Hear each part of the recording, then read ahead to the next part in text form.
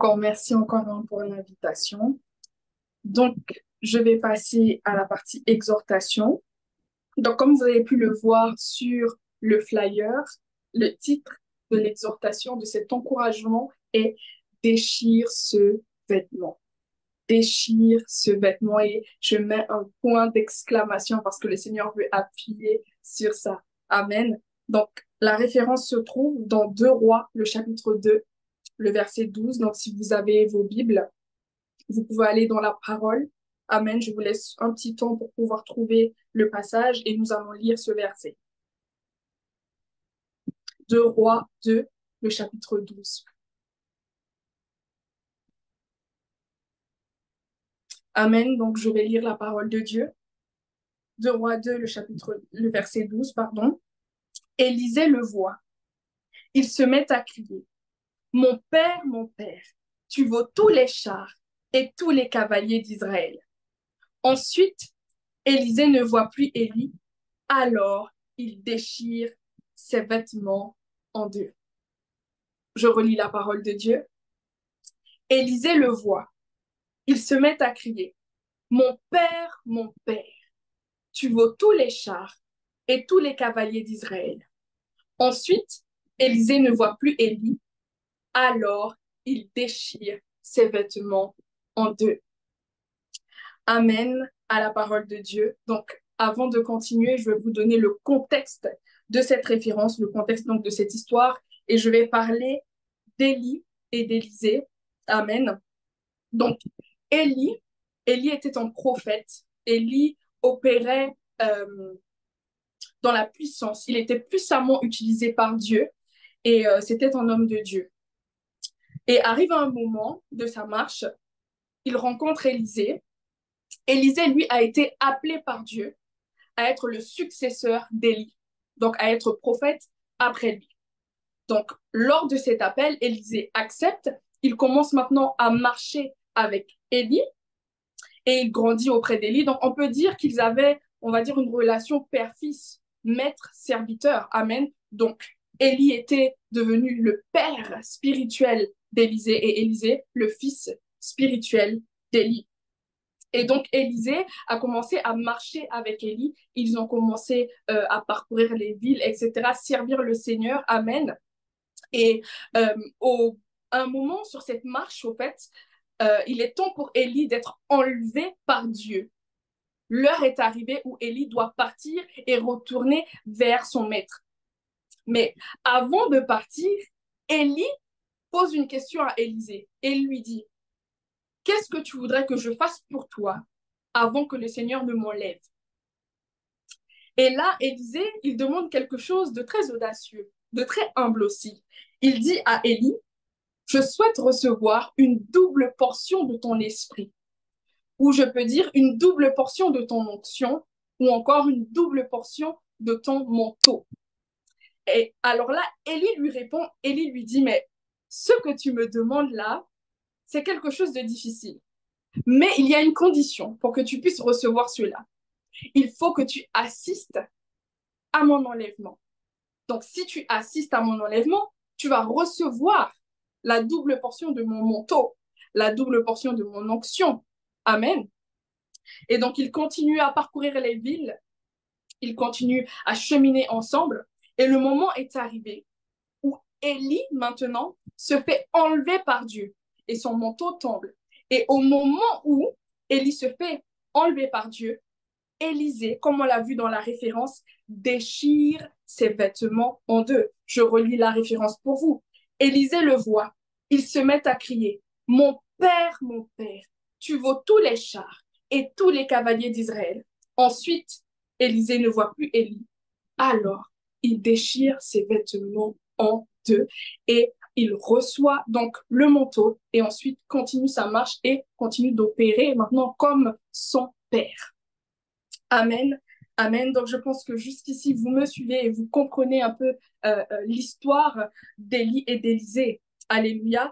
Et maintenant, je veux te faire comprendre ce que ça signifiait. Mais pourquoi Élisée a déchiré ses vêtements?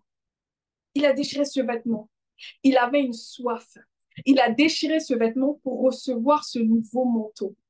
pour recevoir cette nouvelle onction, pour recevoir la double portion d'esprit d'Élie. Amen. Et aujourd'hui, j'ai une question pour toi. Mais ne me réponds pas, ne réponds pas, tu te réponds à toi-même en fait. Tu ne me réponds pas. Et la question c'est, est-ce que tu souhaites avancer avec Dieu? Est-ce que tu souhaites avancer avec Dieu? Je te laisse un peu réfléchir sur cette question et savoir ce que tu vas dire. Limite là, tu réponds au Seigneur, tu ne me réponds pas. Amen. Et si si la réponse à la question est oui, Dieu te dit aujourd'hui, déchire ce vêtement. Mon fils, ma fille, tu souhaites avancer avec moi, il faut que tu puisses déchirer ce vêtement. Et tu vas te dire, mais oui, je comprends pas trop ce que tu veux me dire, ma sœur Marie-Danielle, comment ça, Seigneur, je dois déchirer mon vêtement, est-ce que mon t-shirt là, je dois le déchirer pour avancer avec toi? Non. Et ce vêtement-là, je vais te donner plusieurs exemples parce que tu peux te retrouver dans plusieurs cas de figure. Ça peut être le vêtement de la paresse. Ça peut être le vêtement de la timidité. Ça peut être le vêtement de la satisfaction. Donc, je suis arrivée à un certain niveau, à un certain stade. Lorsque moi, je prie, les malades sont guéris. Lorsque je parle, les vies sont impactées. Je n'ai pas besoin d'avancer encore. Je n'ai plus besoin de trop prier, de trop me consacrer. Mais Dieu t'attend encore plus loin et il te dit, déchire ce vêtement. Ça peut être le péché également. Tu es peut-être dans un péché, l'impudicité, je ne sais pas. Et Dieu te dit, arrête cela. Donc, tu dois déchirer ce vêtement pour pouvoir aller à la nouvelle dimension, pour pouvoir grandir, pouvoir croître avec le Seigneur. Dieu te dit, déchire ce vêtement. Amen. Et parfois, ça va être difficile. Parfois, ça va être compliqué. Seigneur, oui, je comprends, tu me dis que je dois déchirer ce vêtement, tu me dis que pour avancer avec toi, je dois arrêter ça ou ça. Je prends un exemple, tu es dans une relation, quelle que soit la relation, peut-être amicale, amoureuse, et Dieu te dit que cette relation-là n'est pas pour toi. Elle te dit que cette amitié-là, non, non, ça ne vous mènera pas loin. Les mauvaises compagnies corrompent les bonnes mœurs. Le Seigneur te dit, sors de là. Et toi, tu apprécies la personne, tu as une affection particulière pour cette personne et tu te dis que je ne peux pas quitter. Dieu te dit, il faut que tu lâches. Si tu veux avancer avec moi, tu dois lâcher cette relation, tu dois lâcher euh, euh, euh, ce péché. Amen. Prenons l'exemple de la parole. Allons dans Matthieu, le chapitre 5, le verset 29 à 30. Matthieu, le chapitre 5, le verset 29 à 30, je lis la parole de Dieu. Si ton œil droit te fait tomber dans le péché, arrache-le et jette-le loin de toi. Pour toi, il vaut mieux perdre une seule partie de ton corps. C'est mieux que de garder ton corps tout entier et d'être jeté dans le lieu de souffrance. Si ta main droite te fait tomber dans le péché, coupe-la et jette-la loin de toi. Pour toi, il vaut mieux perdre une seule partie de ton corps. C'est mieux que de garder ton corps tout entier et d'aller dans le lieu de souffrance. Si ton œil droit te fait tomber dans le péché, arrache-le. Ça, on déchire le vêtement. J'arrache mon œil. Tu sais très bien que lorsque tu regardes certaines images, lorsque tu écoutes certaines musiques, ça te pousse à pécher. Arrête tout simplement. Tu veux avancer avec Dieu, tu veux croître spirituellement, tu veux mener une vie de sainteté, Dieu te dit, arrête et déchire ce vêtement. Lorsqu'il te dit d'arracher, c'est là que tu déchires ce vêtement. Tu décides de ne plus regarder. Tu décides de ne plus écouter ce qui te pousse à aller pécher. Amen. Et je sais que ça peut parfois ne pas être facile parce que lorsqu'on parle de déchirer, une déchirure, ça fait mal. C'est pas quelque chose de facile. Il faut de l'audace. Il faut de la force. Il faut être capable de faire ça. Amen. Donc, maintenant que tu as compris ce que je voulais dire dans le fait de déchirer le vêtement et quel était le vêtement dans ta vie, je pense que tu pourras te reconnaître. Hein. Toi-même sais comment tu marches avec le Seigneur et ça nous concerne tous. Je suis concernée, la servante de Dieu est concernée, nous sommes tous concernés. Il n'y a pas de personnes visibles. Amen. Donc, il y a un point important que tu dois maintenant savoir, c'est que tu n'y arriveras pas seul. Ça ne sera pas possible pour toi d'y arriver seul. Tu ne pourras pas le faire seul. Allons dans Zacharie, le chapitre 4, le verset 6. Et c'est un verset vraiment que j'affectionne particulièrement. C'est un verset qui revient tout le temps lorsque je prie. Ce verset est devant moi. Même au travail, je prie, je dis Seigneur, je te présente ce verset et dans ta parole, tu l'as dit. Je vais lire. Je lis la parole de Dieu, donc Zacharie, le chapitre 4, le verset 6.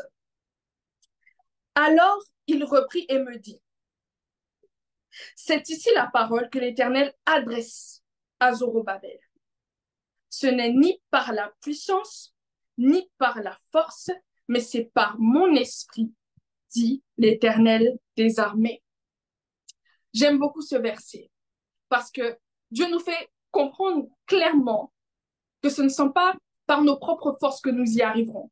Pour déchirer ce vêtement, pour sortir de cette relation, pour pouvoir peut-être même te consacrer davantage. Peut-être que Dieu t'appelle à une plus haute consécration. Dieu peut-être, il te dit, tu jeûnes, d'accord, une semaine. Là, il veut que tu puisses étendre tes limites. Il te demande 2 semaines. Mais pour pouvoir réussir à faire ce qu'il te demande, il va t'aider. Parce que peut-être par tes propres forces, tu n'y arriveras pas. Parfois, on veut sortir d'un péché, on veut sortir d'un endroit et on a cette soif, mais nous n'avons pas la force. Et j'aime ce verset qui nous dit, ni par force, ni par puissance, mais par mon esprit, par l'esprit de Dieu, par le Saint-Esprit, tu vas réussir à déchirer ce vêtement. Par le Saint-Esprit, tu vas réussir à atteindre cette nouvelle dimension. Ce ne sont pas par tes propres forces. Amen. Donc, il faut savoir que tu vas travailler avec le Saint-Esprit. Tu vas travailler avec lui. Il va te guider, il va te conduire. C'est lui qui va t'aider à passer à autre chose. Il va t'aider à aller encore plus loin. Il va te propulser, il va te catapulter, il va te donner la capacité à faire ce qu'il te demande de faire, c'est-à-dire déchirer ce vêtement afin d'aller plus loin avec lui. Amen. Amen, amen. Et je vais vous partager un témoignage vraiment qui entre pleinement hein, dans cet encouragement, dans cette exhortation. Mais avant, je veux préciser également quelque chose, c'est que cet encouragement-là ne s'arrête pas qu'à ta vie spirituelle. Elle touche également plein d'autres aspects de ta vie. Parce que là, oui, j'ai axé sur le fait qu'on doit grandir spirituellement, on veut aller plus loin avec le Seigneur, mais j'ouvre un peu, j'étends un peu cette exhortation-là dans différents domaines de ta vie. Je prends un exemple. Tu es étudiant, tu souhaites être diplômé, mais pour pouvoir être diplômé, tu vas devoir travailler. Mais si la paresse est là, comment veux-tu pouvoir maintenant être une personne diplômée si tu ne travailles pas pour pouvoir avoir ce diplôme? Tu échoueras. Tu vas échouer. Et Dieu te dit, déchire ce vêtement de paresse. Là, je prends le domaine euh, euh, euh, des étudiants, le domaine professionnel. Je prends un exemple. Tu es un entrepreneur. Il faut que tu travailles pour pouvoir voir ton entreprise. Il faut que tu puisses travailler sur cela. Mais si tu ne travailles pas, comment tu vas faire? Ça peut être également dans ton foyer, dans ton mariage. Peut-être que tu es une personne orgueilleuse et Dieu te dit, il faut que tu arrêtes avec ça, déchire ce vêtement d'orgueil. Tu veux que ça se passe bien, tu veux évoluer, tu veux voir la gloire de Dieu dans ton mariage, dans ton foyer. Dieu te dit, enlève ce vêtement. Amen. Alléluia. Donc, je veux que tu retiennes quelque chose. Pour pouvoir avancer avec Dieu, il faudra que tu déchires ce vêtement. Et enfin, le Saint-Esprit lui-même t'aidera à déchirer ce vêtement afin de voir la gloire de Dieu, afin de recevoir ce nouveau manteau, afin de recevoir cette double portion d'esprit, afin de recevoir cette double portion d'onction. Amen. Amen, amen, amen.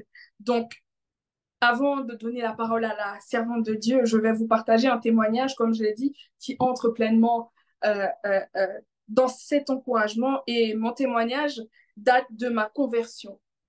Ce témoignage-là date de lorsque je me suis convertie au Seigneur, lorsque je suis venue à Christ, j'avais tout laissé, c'est-à-dire la musique du monde, certaines compagnies, certains amis. Je savais que on ne menait pas la même vie, donc je n'allais plus pouvoir marcher avec ces personnes. Donc, on a tout arrêté, mais il y avait un péché particulièrement que je n'arrivais pas à lâcher, et c'était l'impudicité. Ce péché-là qu'on appelle la masturbation, je n'arrivais pas à sortir de ce péché. Et je me rappelle une fois, je n'étais pas encore dans l'assemblée dans laquelle je suis, c'était avant, hein, bien avant. Je me rappelle une fois, on m'avait invité à un temps de prière avec des jeunes. Et lors de ce temps de prière, il y avait l'onction prophétique. On parlait, on priait pour les gens, etc. Et je me rappelle, je savais très bien que j'étais dans ce péché. Et je disais au Seigneur, s'il te plaît, ne leur révèle pas ça, s'il te plaît. Ne dis pas, je vais arrêter, je vais arrêter. Mais j'ai envie d'arrêter, mais je continuais. Plus je voulais arrêter, et je tombais. Et je me rappelle que Dieu a utilisé une servante. Et le lendemain, elle ne m'a pas parlé le jour même. Le lendemain, elle m'envoie un message et elle me dit: Salut Marie-Danielle, j'espère que tu vas bien. Donc je réponds, je dis oui, je vais bien par la grâce de Dieu. Et elle me dit: J'ai une question pour toi. Elle me dit: Est-ce que tu pratiques telle chose? Donc elle me dit pas clairement, elle me dit: Est-ce que tu es dans l'impudicité? Donc je dis oui, j'avoue, parce que je veux finir avec ça. Donc je lui dis: Oui, c'est vrai, je suis dans le péché. Et donc je lui dis: Je suis dans la masturbation, mais je n'arrive pas à arrêter. Et elle me dit une seule chose. Elle ne prie pas pour moi.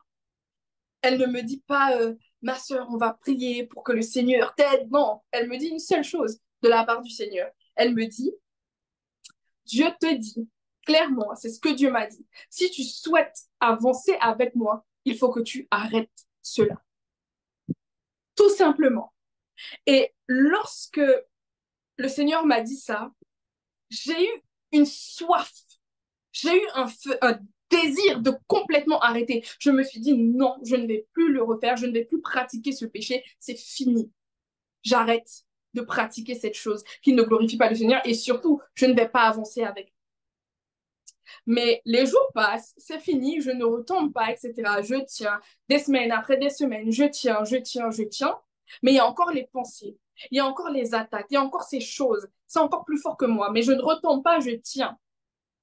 Et là, entre ce laps de temps, je suis enfin arrivée dans ma nouvelle assemblée, dans ma nouvelle église, dans l'église dans laquelle je suis implantée aujourd'hui. Et je prends mon baptême, etc. Je parle en langue et tout. Je suis déjà quand même avancée. Et là, je passe à la délivrance. Après le passage à la délivrance, voilà, je me sens libre. Je suis libre, je me sens légère, voilà, et tout. Et au moment où je rentre chez moi, la semaine qui suit la délivrance, je commence à faire un rêve. Je fais un rêve bizarre. Je me vois chasser des animaux et il y a une voix qui me parle. Et cette voix me dit: tel animal, tu peux le tuer. Tel animal, tu peux le tuer. Mais lui, il y a un serpent qui passe, un python noir, grand. La voix me dit: tu ne peux pas le tuer, lui. Impossible, personne n'arrive à le tuer. Et après ce rêve-là, je me mets à faire des rêves impudiques les jours suivants. Et là, je me fâche parce que j'ai dit: Seigneur, je ne veux plus pratiquer ce péché. Je ne veux plus demeurer dans l'impudicité, donc il faut que tu m'aides. Et il y a un élément déclencheur, un des rêves, c'est que je me vois moi-même en train de me masturber dans ma chambre. Et je me dis: non, Seigneur, je ne peux pas. Je ne peux pas continuer comme ça. Donc, je me lève. Je commence à prier dans ma chambre. Je pense que vous voyez le film War Room un peu dans la maison. Je commence à oindre et tout. Je me fâche et je me dis: Seigneur, je vais me battre parce que je ne veux pas retourner dans ce péché. Et ce qui s'était passé, au fait, c'était que lorsque j'avais reçu ma délivrance et que je suis retournée chez moi, l'esprit est revenu de manière plus forte. C'est ce qu'il a voulu me dire lorsqu'il m'a dit: lui, tu ne peux pas le battre, au fait. Tu ne vas pas réussir, ça ne sera pas possible pour toi. Et après avoir prié, je reviens au moment où je prie, je dis au Seigneur: tant que ta présence n'est pas palpable dans ma chambre, je ne vais pas dormir. Parce que je sais que c'est sur mon lit que ça va se passer. Quand je vais aller me coucher, c'est aux alentours de 3 heures, 4 heures que cet esprit-là va encore me faire des rêves bizarres. Je vais encore avoir des sensations bizarres, donc il faut que ça s'arrête. Je disais au Seigneur, il faut que tu me délivres. Il faut que tu me délivres. Je refuse de rester comme ça. Et donc ce soir-là, la présence de Dieu est palpable, la gloire de Dieu dans ma chambre. Je vais me coucher. Je suis sereine. Là, je sens la présence de Dieu. Je me dis, ah Seigneur, tu es là. Ça veut dire que tu vas faire quelque chose. Quand je suis couchée, je fais un rêve. Je vois une lumière. C'était très sombre et je vois une lumière. Et de cette lumière se dégage une voix. Et cette voix parle à l'esprit qui est au-dedans de moi, qui est revenu. Et cette voix dit à l'esprit, tu ne la contrôles pas, tu n'es pas moi, tu dois sortir, clairement. Et cet esprit sort. Et j'ai compris que c'était le Saint-Esprit qui parlait, c'était Dieu lui-même qui parlait lorsqu'il lui a dit, tu n'es pas moi. Dans la parole, il est écrit que notre corps est le temple du Saint-Esprit. Dans cet esprit impur-là qui était là, qui me menait la vie difficile, le Saint-Esprit lui a dit, tu n'es pas moi, tu dois partir au fait. Et le Saint-Esprit, après, a demeuré en moi, il a habité en moi, il était déjà là. Et donc, j'ai pu continuer à marcher avec le Seigneur. Et pour revenir à cet encouragement, l'élément déclencheur, c'était lorsque le Seigneur m'a dit, si tu veux avancer avec moi, il faut que tu arrêtes. Donc là, je me suis dit, Seigneur, ok, c'est bon, je déchire ce vêtement, c'est terminé, je ne veux plus. J'ai pris cette décision, c'était le choix que je devais faire. Et ensuite, là où je n'avais pas cette capacité de m'en sortir seule, Dieu est intervenu. Dieu m'a aidé. Amen. Donc, le Saint-Esprit va t'aider. Le Saint-Esprit ne va pas te laisser seul. Tu dois faire un choix. Tu dois faire un choix. Tu dois t'accorder. Je me suis accordée avec le Seigneur. J'ai dit, Seigneur, c'est terminé, c'est bon, c'est fini. Et après cela, Dieu m'a aidé. Et aujourd'hui, je ne pratique plus ce péché. Amen. Donc, voilà, bien-aimés, c'était mon encouragement avec ce titre, déchire ce vêtement. Et je rends gloire à Dieu et je crois que vous avez été bénis. Amen. Amen. Amen. Amen, amen. Thank you. Merci beaucoup, ma sœur Marie-Danielle. It has been indeed a blessing. Jesus, I know I am blessed.